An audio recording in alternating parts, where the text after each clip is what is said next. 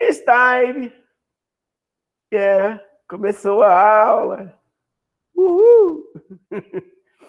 Bem-vindo a esse UFC, onde o professor já perdeu, mas ele está de pé. Continuando. Enfim, me desculpa fungar, eu sei que isso vai no ouvido de vocês, ficar fungando o tempo todo. Eu estava tão doido que quando eu sentei aqui, por isso que acabou atrasando um pouquinho. Eu sentei aqui, eu fiquei olhando assim pro antes de abrir, né? Minha sorte foi essa. Antes de abrir a tela, aí eu olhei assim, antes de abrir, né? Antes de dar o ok para entrar na sala, né? Aí eu olhei assim, nossa, eu tô amarelo, coisa horrível. Aí depois que eu olhei assim, eu falei, meu Deus, eu tô sem camisa. Eu saí correndo pra botar camisa. Eu ia apagar peitinho aqui na sala, ia ser bem estranho. Ai, meu pai. Deixa eu ver onde eu tô. Quem sou eu? Ah, tô aqui. Não, peraí, eu tô aqui. Onde eu tô? Acho que é esse aqui, equilíbrio de fase. Bom, crianças, deixa eu começar essa aula com vocês. O que é equilíbrio de fases? Eu vou mostrar um videozinho daqui a pouco para vocês de dois brasileiros que participaram de um reality show que acontece nos Estados Unidos, também acontece em outros lugares, em outros países. Tá? Eu acho que é do History. Tá? E aí, o legal desse reality em si, que a gente consegue entender um monte de coisa que acontece com... Deixa eu ver o paninho aqui. Tem uma coisinha que senão vai descer um catarro daqui a pouco nesse meu nariz de batata e não vai ser legal. Aí, o que acontece?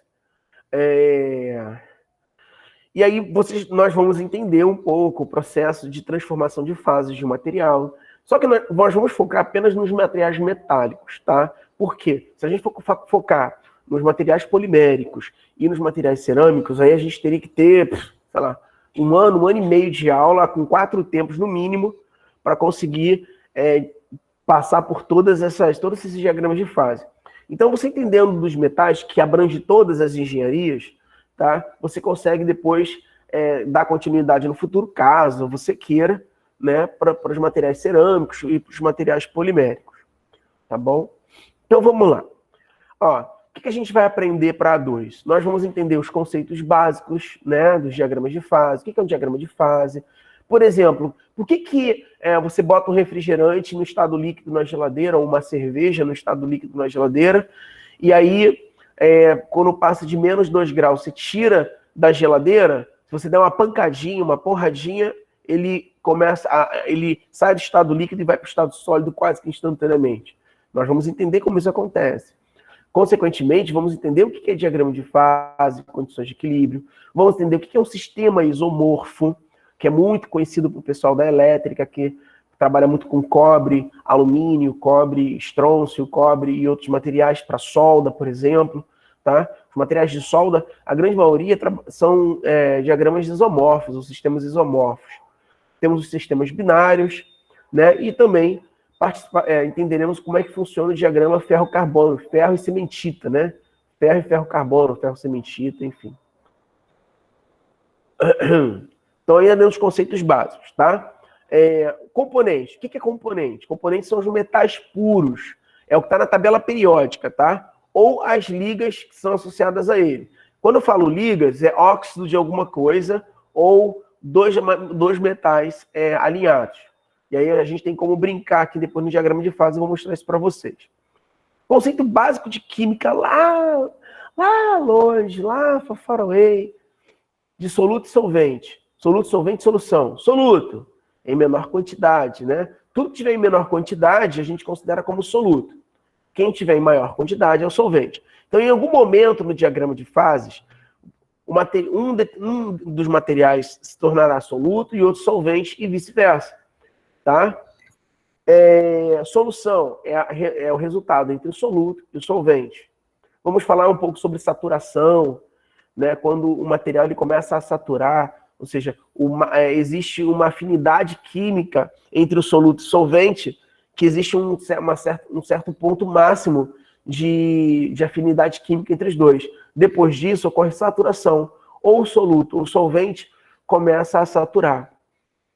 Temperatura influencia na mudança de fase, tá? A composição também que você está associando, né? Qual é a porcentagem de um em relação ao outro a uma determinada temperatura. E, consequentemente, qual é a pressão que está sendo utilizada ali para que ocorra as possíveis mudanças de fase. Tá? Só voltando um pouquinho, aqui eu tenho um desenho, tá? Isso aqui são grãos, tá, gente? Grãos. Esses grãos aqui, a gente vai ver mais à frente, ele tem uma característica, tá? Isso aqui é um material austenítico, é uma estrutura austenítica. Eu tenho austenita, baianita, tá? Tenho, enfim, perlita, e tô metendo o dedo no nariz, eu sou uma pessoa educada, sou um professor, eu tenho doutorado e pós-doc, eu não vou deixar isso me abalar, isso não vai escorregar no meu nariz, eu não vou pagar esse mico. Continuando. Aí quando eu falo em grão, gente, eu tô falando exatamente desses carinhas aqui, ó.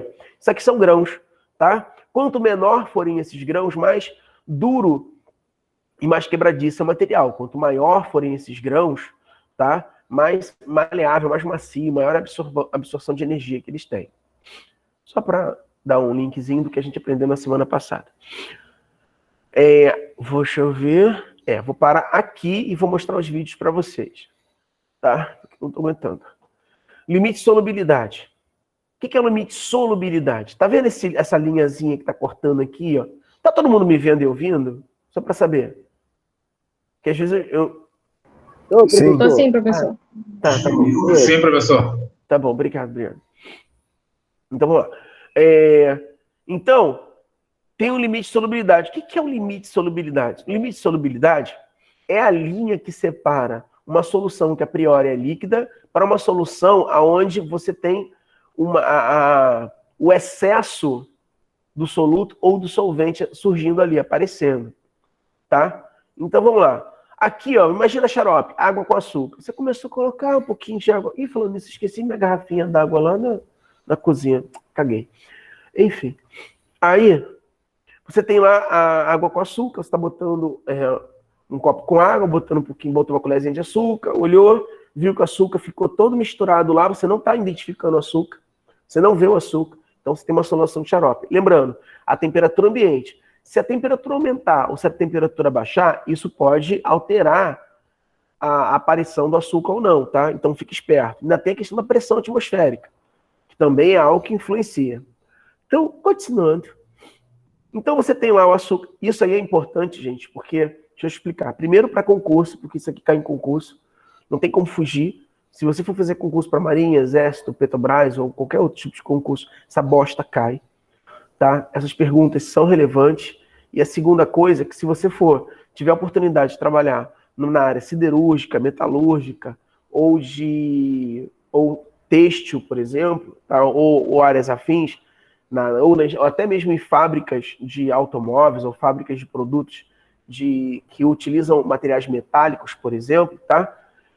O engenheiro ele é obrigado a conhecer, a entender esse processo, porque ele vai receber novos materiais, ele vai construir novas tecnologias, ele vai desenvolver um plano de trabalho, tá? Baseado naquilo que ele conhece sobre o material em si, como esse material foi transformado, como esse material chegou até ele. Tá? Pode ser o cara que está fazendo a chapa de aço lá na siderúrgica, mas também pode ser o cara que pegou essa chapa de aço e está moldando através de trabalho a frio para poder fazer um chassi de um carro, por exemplo. Tá? Então, fica atento a essas coisas. Continuando, suando feito um porco, porque eu não consigo botar o ventilador aqui, que senão eu vou ficar espirrando feito um doido. Então, o que acontece? Aí eu tenho a linha de solubilidade. Tá vendo o ponto A, o ponto B e o ponto C? Então, significa que no ponto A, se eu aumentar a essa temperatura, tá? Ó, mais ou menos a 30 graus, a essa temperatura e a essa porcentagem de açúcar e água, tá? Ó, mais ou menos 65 de açúcar e 35 de água. 65, porque tem que dar 100%, tá? Note que tudo é 100, ó. A gente vai se acostumar com isso. A soma entre os dois componentes tem que dar 100%, que é tudo que tem, tudo que está contido. Então, a mais ou menos 30 graus, com 65% de açúcar e 35% de água, eu ainda não tenho, estou na iminência, no pentelésimo, de surgir alguma fase, algum grãozinho de açúcar não ser derretido, não se solubilizar, tá? Aí, eu pulei um pentelésimo para o lado, pentelésimo mesmo, 1 grau, tá? Mantive a mesma temperatura, mas eu abaixei a temperatura 3 graus, já foi o suficiente para começar o primeiro grão surgir, tá? Se eu abaixar mais ainda a temperatura, olha só, hein? Eu já estou numa região que com certeza, a 15 graus, ó, eu já estou com certeza com um grau de solubilidade aparecendo açúcar. Pegadinha para vocês, tá? Quando você, por exemplo, vai fazer café, você vai botar açúcar no café, a mesma quantidade de açúcar que você bota no café quando ele está mais ou menos a 40, 45 graus, ou 60 graus, 60 graus que geralmente é quando sai da cafeteira para a gente tomar, 60 graus. Quando você bota lá, 3 colheres de açúcar, tá? E é isso, você vê que tem uma solubilidade fantástica. 3 colheres de açúcar, o açúcar some e não fica no fundo, tá? Foi o ideal, digamos que está dentro do ideal, tá? A 60 graus. Se você pegar o açúcar já, por exemplo, a 15 graus, a 10 graus, açúcar não, perdão, o café, a 10 graus, por exemplo, ou a 15 graus, enfim, café frio, né? E botar as mesmas 3 colherzinhas, muito provavelmente você não vai conseguir solubilizar a quantidade, aquela mesma quantidade de açúcar naquele café, tá? Ou seja, quanto mais quente tiver o material, consequentemente maior será o grau de solubilização. É meio intuitivo, né? Se você parar para pensar, faz sentido. Para você gerar, por exemplo, o ponto de calda, né? Para fazer pudim, por exemplo, você tem que estar uma temperatura de quase 100 graus para poder colocar açúcar suficiente para que o açúcar solubilize e não cristalize, né? E assim por diante. Isso acontece também com os materiais metálicos e outros materiais, tá? Na semana que vem, nós vamos falar sobre fase, equilíbrio de fases, né? E assim por diante. Agora, eu vou apresentar para vocês 2 videozinhos que vão nos ajudar pra caramba na ilustração do que eu vou explicar na semana que vem. Tá? Porque aí toda vez que eu for falar sobre, dar os exemplos, eu vou puxar os exemplos do que esses caras falaram. Os dois vão falar sobre têmpera. Têmpera é um processo que você pega o material que está a uma determinada temperatura, ele tem uma estrutura química, uma estrutura de grãos, valores de solubilidade, estruturas, organização molecular a uma temperatura que seria ideal se fosse a temperatura ambiente. Então, o que você faz? Você pega um material, que é uma característica do material que é ideal a uma temperatura extremamente elevada e faz o que a gente chama de têmpera. Lembra do café com café... Ô, meu pai. O café com açúcar a 60 graus? Então, você consegue misturar o café com açúcar. Você viu que ficou perfeito. E aí você pode jogar na geladeira, né? Ou então resfriar rapidamente. Ou nem precisa, no caso do café, que é um processo de líquido com sólido, não é nada absurdo. Mas se você esfriar rapidamente, você não vai ter o açúcar se solidificando. Agora, se você esfriar devagarinho, no fundo da xícara, vai ter açúcar.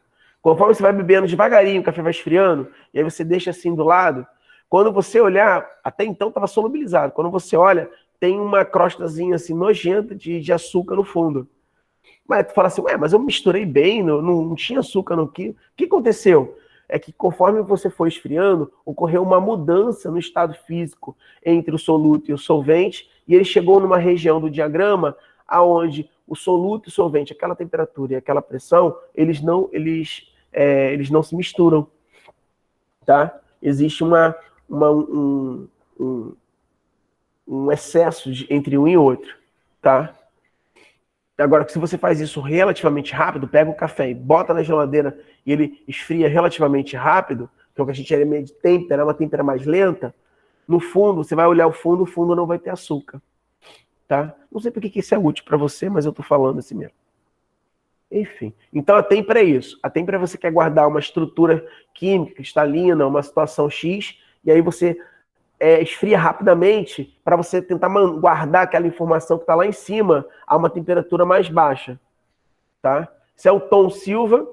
Tá? Os dois que eu vou apresentar para vocês são brasileiros, né? Quando teve o Desafio Sob Fogo América Latina. Tá? Eu acho que o Tom ele ganhou. O outro que não ganhou, mas acho que o Tom ganhou essa campeonato. Professor. Oi. Desculpa te atrapalhar. Não, tá não. É que eu entrei aqui de depois. Qual o assunto que o senhor está abordando hoje? Diagrama de fases. Tá, ok, então. Obrigada. Tá. Hoje eu estou aqui para passar para vocês aquelas dicas que eu levei anos para aprender e vai fazer toda a diferença no seu trabalho. Uma das coisas mais importantes para quem vai forjar uma faca em aço carbono é manter o calor dessa peça. Uma peça de aço... Não conseguindo ouvir não, professor. Não, peraí. Ah, tá baixinho aqui, ó. Deixa eu ver se o meu som também tá baixo. Ih, meu som também tá baixo. Vocês não estão ouvindo nada. Deixa eu voltar. Oi. Melhorou? O participante brasileiro do Desafio Sob Fogo América Latina. Melhorou? Agora sim. Hoje eu estou aqui para passar para vocês aquelas dicas que eu levei anos para aprender e vão fazer toda a diferença no teu trabalho. Melhorou. Uma das coisas mais importantes para quem vai forjar uma faca em aço carbono é manter o calor dessa peça. Uma peça de aço tem uma temperatura ideal para ser forjada. Visualmente, a temperatura ideal para forjamento é o vermelho cereja. Até você se acostumar com isso, baixa uma escala de cores para aço da internet. Conforme o calor vai aumentando, o aço vai trocando de cor. E é muito importante. Quando ele fala vermelho cereja, na verdade é porque para cada cor, o espectro de luz tá ligado também à questão da temperatura. Então, de acordo com o espectro de luz do material, ele tem uma determinada temperatura. Por exemplo, uma chama branca, ela chega a quase 2.000 graus. Uma chama amarela ou vermelha, chama que eu falo do fogão, tá? Uma chama amarela ou do fósforo, amarela ou vermelha, chega mais ou menos a 150, 200 graus. Tá? Então, o azul é uma temperatura próxima a 2.000 graus, e assim por diante. Então, você tem degradês de cores, e para os materiais metálicos, tá? A cor laranja está em torno de mais ou menos 950 graus, 900 a 950 graus, principalmente para o aço carbono. Aço carbono é porque é um aço com grande teor de carbono. Tá? Importante que você só forje no vermelho cereja. Mais quente do que isso, no amarelo, você pode estar estragando o carbono que tem naquela peça. Porque acontece o seguinte, o que ele fala estragando o carbono? Na verdade, o carbono ele vai migrar para a superfície da peça. Todo o carbono é o que dá dureza ao material, ao ferro, tá? O que gera dureza ao ferro é o carbono. Quanto menor a quantidade de carbono o material tem, há um demônio de moto que passa. Queria que alguém enfiasse a cara dele no... Enfim. Continuando, que eu tô tranquilo, tô bem. Ai, Jesus. Então, o que acontece? Eu nem sei onde eu tava, meu Deus. Porque o cara de moto foi passar, gente. O cara de moto me odeia. Obrigado. Aí o que acontece? Baixo carbono, material mais maleável, material que você consegue manipular com certa facilidade. Agora, o material com alto teor de carbono é um material mais duro, tá? Mais difícil de, tipo, ferro fofo, ferro recozido, enfim. Então, quando você chega a uma temperatura acima de 950 graus, tá? Que é a temperatura de transição do ferro CCC para o ferro CFC, a gente vai falar um pouco mais disso para frente. Tá? O que acontece? Esse carbono em excesso, ele começa a migrar para a superfície do material. Tá? É até ruim, porque depois ele começa a oxidar. Por exemplo, se você estiver trabalhando com uma estrutura metálica ou um material, para quem trabalha na área de máquinas, né? E esse material ele não tiver baixo carbono, ou não tiver uma produção de inox, ou algum material, ou manganês, ou outros metais na sua estrutura, muito provavelmente Se a temperatura que ele tiver, que a ele estiver sobrepujado, for muito alta o suficiente para que esse carbono que está lá dentro comece a migrar para a superfície, você começa a ter pontos, tá, de oxidação, ele começa a oxidar, começa a ter pontinhos. Isso também acontece por analogia com o cobre, tá?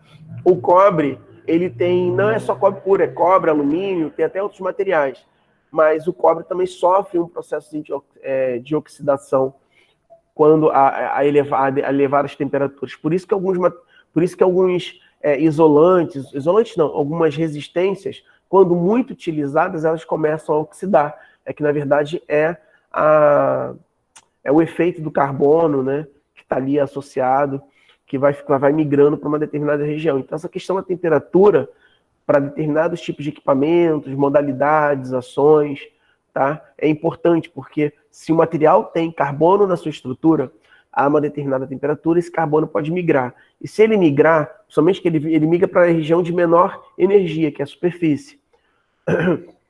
Então, quando ele migra para a região menor superfície, que é a superfície, ele acaba gerando oxidação, efeito de oxirredução, né, que é o famoso ferrugem. Mais frio do que isso, você pode causar uma trinca que vai terminar descobrindo só depois da faca pronta, ou só depois dela quebrar na tua mão. Pra ter certeza que você não está errando na hora de temperar uma peça de aço, use um ímã perto da forja. O aço fica não magnético na hora de temperar. Então, na medida que você for esquentando, vai aproximando o ímã da peça. Tem uma hora que ele vai parar de pegar. Esse é o momento de mergulhar no óleo, que deve estar a mais ou menos 80 graus. Por quê? Porque ele está próximo a 950 e está saindo da estrutura CCC, que é magnética, para uma estrutura CFC, estrutura cristalina, que é não magnética, é paramagnética. Tá? Então, quando ele está nessa faixa de transição ideal, você já pode, fazer a têmpera, porque aí você vai estar numa estrutura cristalina que é muito resistente mecanicamente falando. Tá? Já que a gente está falando de temperaturas ideais e da qualidade final da faca, eu não posso terminar as dicas de hoje sem falar do revenimento. Depois que você esquentou a sua faca e mergulhou ela no óleo, ela ficou dura demais. Ela não... O que é o perdão. Ele a têmpera pode ser feita no óleo, a água, tá? Em alguns lugares, dependendo do tipo de têmpera, pode ser feito também na areia, né? Um tipo de pó, alguma coisa assim, isolante, tá? Não é tão comum, mas costuma-se ser usado, tá bom? Na época no Japão antigo, no Japão de, sei lá, 5.000 anos atrás, dos grandes espadachins e samurais, tá? Eles faziam têmpera utilizando os escravos, né?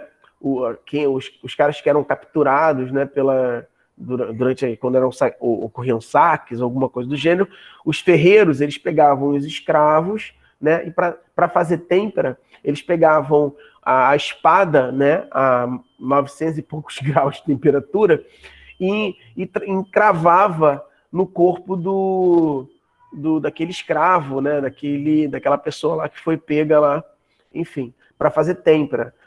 Na verdade, eles não sabiam o que eles estavam fazendo, mas o sangue ele tem um alto teor de ferro, isso gerava o que ele vai falar agora para vocês com relação ao revenido, e ao mesmo tempo, a temperatura do corpo humano é de 36 graus, e a viscosidade do sangue é muito próximo ao óleo, né, do óleo mais de estrutura mais fina, né? A viscosidade é próxima, não tão próxima, mas era o suficiente para poder fazer uma excelente têmpera e um excelente revenido, tá? Então, sem querer, eles descobriram o poder da têmpera e do revenimento, né? A partir de alguns escravos que eram mortos, né? Que eram testados. E, na verdade, eles achavam que a alma daquela pessoa, né? Ela era aprisionada naquela espada e tornava aquela espada quase que viva, né? Existia essa questão poética na situação toda. Então, quanto mais brabo o cara for, mais guerreiro aquele maluco for, tá? Melhor será a espada. Então, os caras que eram capturados, assim, que eram os pica das galáxias, né? Guerreiros pica, eram os caras faziam têmpera no corpo deles. Bem legal, né? Não serve como uma faca, ainda precisa da última parte do tratamento térmico, que é o revenimento. Vai colocar lá no forno por 1 ou 2 horas a temperatura ideal para cada aço. Isso pode variar de 100 e poucos graus até 200 e poucos. Por isso é importante saber o aço que tu está trabalhando e a temperatura em que ele deve ser temperado e revenido. Eu espero que essas dicas tenham sido úteis para vocês. Muitas delas eu levei muito tempo e muitos erros para aprender. E quem quiser conferir elas na prática, toda terça, Desafio sobre Fogo Latinoamérica no History Channel. Até a próxima. Muito obrigadinho. Vamos pro próximo. Vamos pra esse doido aqui agora. Agora ele fazendo merda, né? Porque fez merda. Zé Ruela. Vambora. Sandro Eduardo Boeck, sou do Rio Grande do Sul, Cachoeira do Sul, Brasil. Tenho 44 anos. Para mim, a forja é minha vida. Eu vivo forja e eu amo o que eu faço. Larguei o direito para ser forjador. Bem-vindos. É uma enorme alegria para mim estar aqui neste espaço onde vocês deverão pôr à prova suas capacidades em 3 desafios consecutivos. Como sempre, nós temos um jurado de luxo, o mestre forjador Mariano Gugliotta, o especialista em História das Armas Brancas, Ricardo Vilar, e o especialista em armas de corte e impacto, Doug Marcaida. Como sabem, está em jogo o título de campeão do Desafio Sob Fogo Brasil e América Latina e $10 mil. E já temos um competidor esperando por vocês na grande final. Se observarem atrás de vocês, vão ver que não tem uma só forja. Hoje vocês têm 2. O que vocês vão ter que fazer é reutilizar o material das antigas forjas do Desafio Sob Fogo Brasil e América Latina para forjar um púdio romano. Forjar um púdio é um desafio, não é fácil de fazer pelos detalhes envolvidos na confecção da peça. É uma arma muito leve, com uma nervura central muito grossa. Mas tem mais uma coisa. Para fazer suas armas, deverão incorporar algumas dessas ferramentas da oficina. Ai, bosta esses comerciais. Gastando pouco, não. Descomplica, tem uma pós-graduação que você pode pagar. São mais... Não quero. Olha o que os caras têm que usar para transformar naquele troço, tá, gente? É isso aqui que eles têm. É isso aqui vai se transformar naquela faca, tá? Então tenta entender. Você tem materiais aqui com características totalmente diferentes para poder conseguir transformar. Vamos embora. Eu não esperava.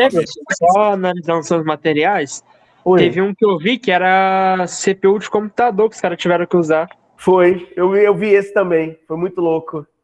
Cara, é muito louco. Mas é maneiro, né? Eles usam qualquer coisa. Já vi achei pesadíssimo.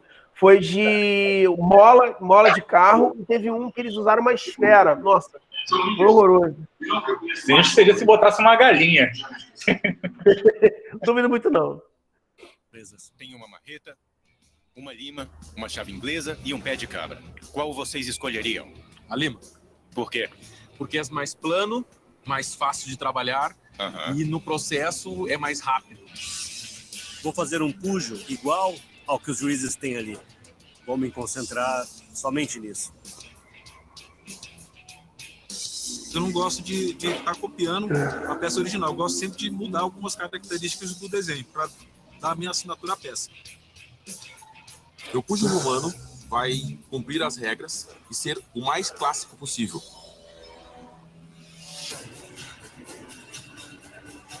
Três, 2, 1. Os 10 minutos de desenho terminaram, senhores. Vocês têm 1 hora para o desafio rápido. O desafio é difícil, cortar uma corda desse tamanho aí com uma faca feita de cobre.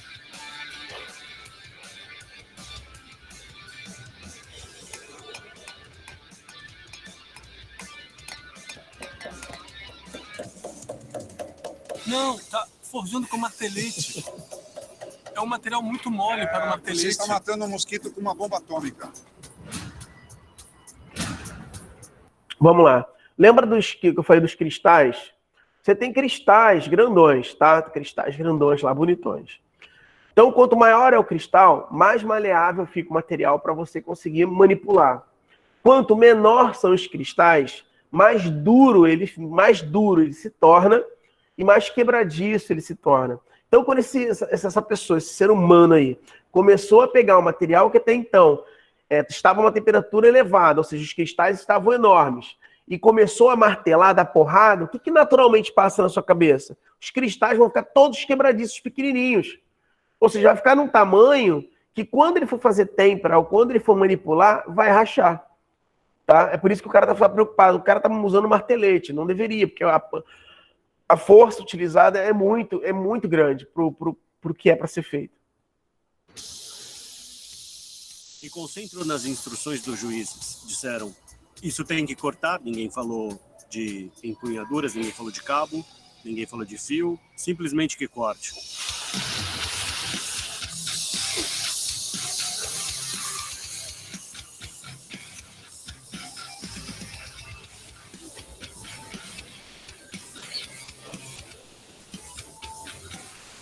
Como é um material muito mole, não mantém muito o fio.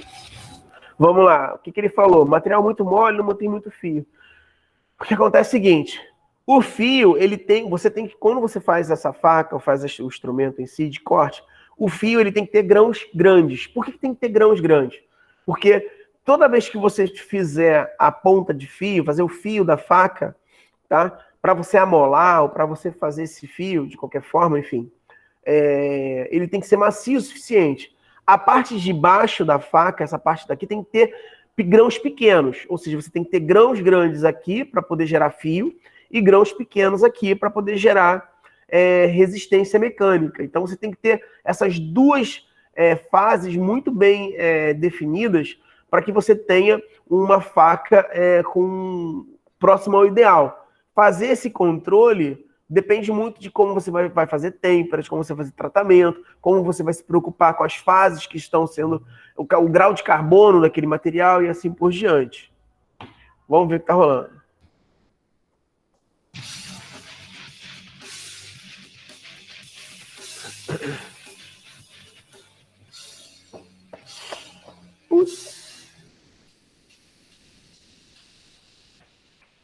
Primeiro desafio superado, já consegui a lima.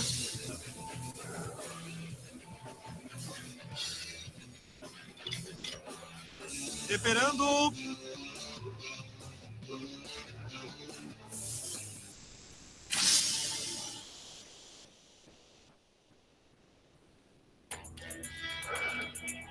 Faço 4 têmperas e, na verdade, deixa muito a desejar. Isso jamais deve ser feito porque temperar com água pode gerar fissuras. Por quê? Se temperar com água, você tem uma têmpera muito rápida. E se você tem uma têmpera muito rápida, o material internamente, o que vai acontecer? O material vai trincar, a tendência é o quê? Quando você tem um material muito quente, ele está expandido. Quando você tempera com um líquido que vai retirar calor muito rapidamente, o que ele vai fazer? Ele vai contrair muito rápido. E se ele tiver grãos pequenininhos lá dentro, lembra? O que esses grãos pequenininhos, quando forem ocorrer a contração, eles vão gerar várias trincas e vai rachar. Aí você vai ter rachaduras internas no material. Rachaduras essas que você pode não identificar visualmente, mas elas estão lá dentro. E aí quando for dar uma pancada alguma coisa, ela acaba rachando. 10, 9, 8, 7, 6, 5, 4, 3, 2, 1. Tempo! Todos em suas bigodes. Foram as 3 horas mais exaustivas dos últimos 13 anos de cutelaria. É muito cansativo.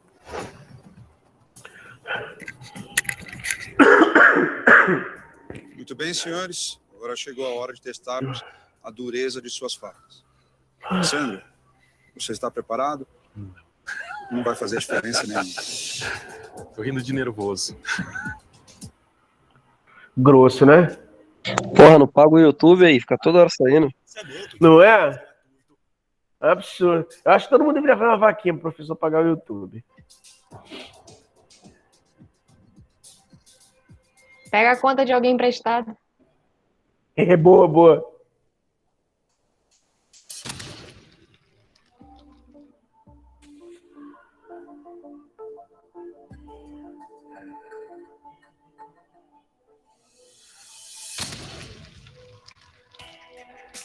Você tem noção? O cara teve que fazer essa região ser uma região dura e essas regiões aqui serem macias para o corte. Então, é algo assim, não parece algo simples, olha assim, isso aí é mole de fazer, né? Não, bebê.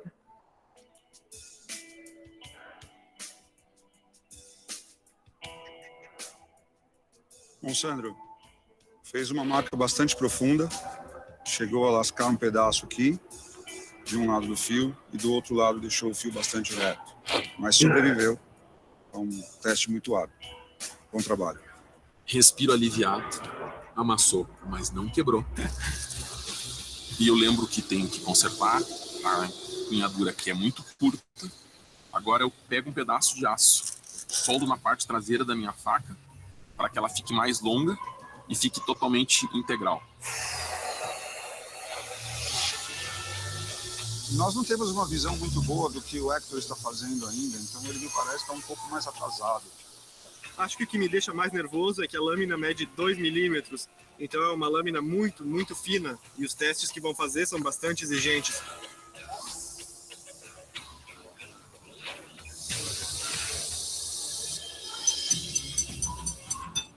A faca tá curva, muito curva.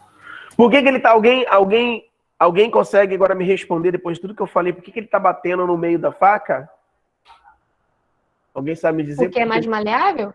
Não, tem um motivo. Por que ele precisa que o meio da faca esteja... Enfim, aí se eu falar, vou contar. Tá compactando os cristais para ficar mais duro?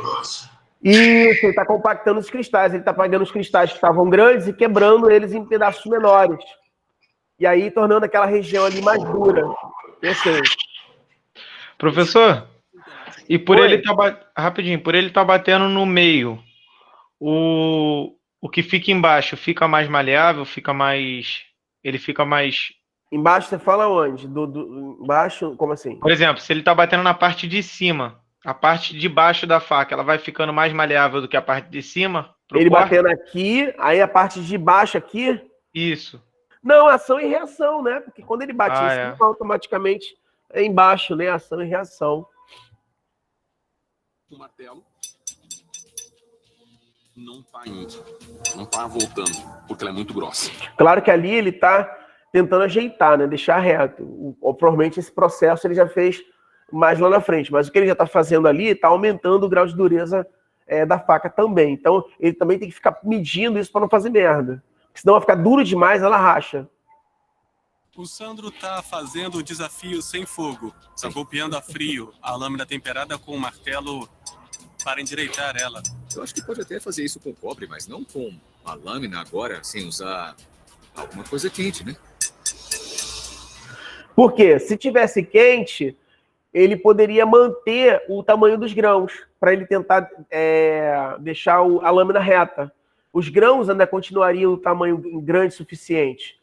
Agora, quando ele faz isso a frio, a gente chama de encruamento a frio. Ele está quebrando os grãos, então os caras estão preocupados. Ele está tentando fazer com que a faca fique reta, plana, mas ele acaba aumentando o grau de dureza,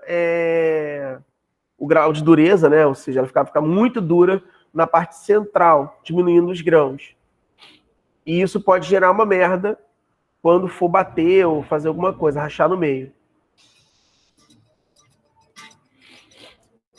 Forjadores, como sabem, o púgio romano era conhecido no campo de batalha por sua resistência e penetração.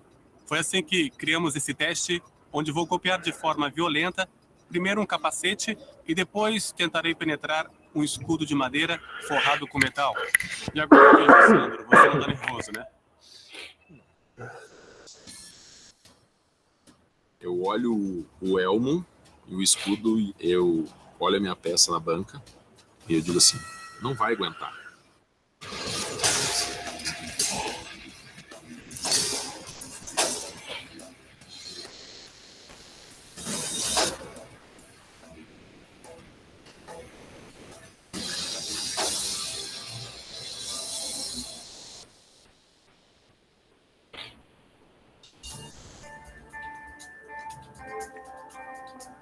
Muito bem, Sandro.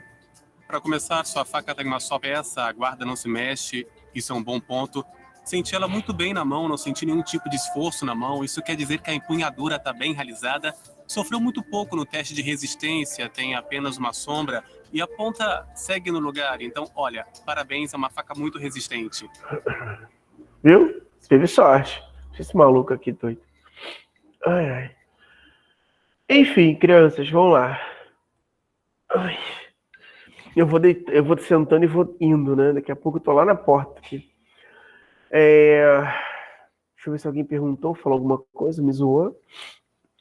Ah, se você está aparecendo, para você tá fixado. Não entendi nada. Você não foi fixado errado. Que fixado, gente? Que isso? Deixa eu conseguir, tava fixado nele. Que é fixado nele? O que eu fiz? Ai, não estou ouvindo. Tá me gritando aqui, desespero. Eca. Bom, enfim. Finalizou a aula agora. Alguma pergunta, alguma dúvida, gente? Alguma dúvida, alguma pergunta? Curiosidade? Não? Questão de têmpera, professor. Só se faz com o aço ou qualquer metal em geral? Qualquer metal. Qualquer metal você pode fazer têmpera. Qualquer metal. Para você ter uma noção, quando eu estava fazendo mestrado, doutorado, eu trabalhava com material cerâmico. O meu material cerâmico eu fazia têmpera.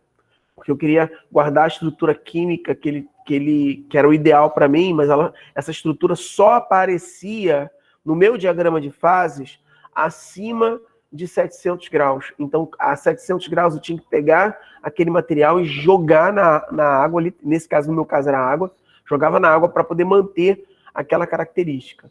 Então, eu fazia têmpera, por exemplo, com material cerâmico. Têmpera você pode fazer com qualquer material. Qualquer material.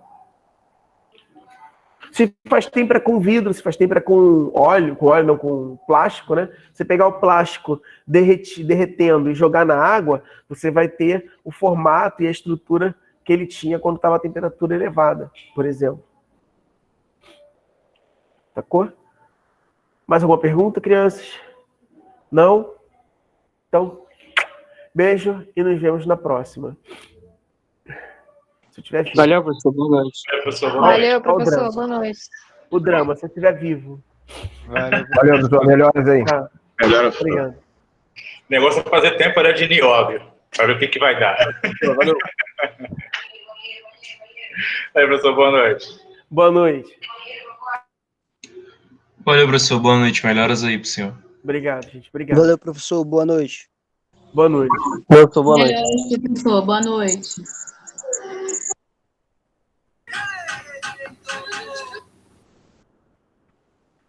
Boa noite, professor. Boa noite.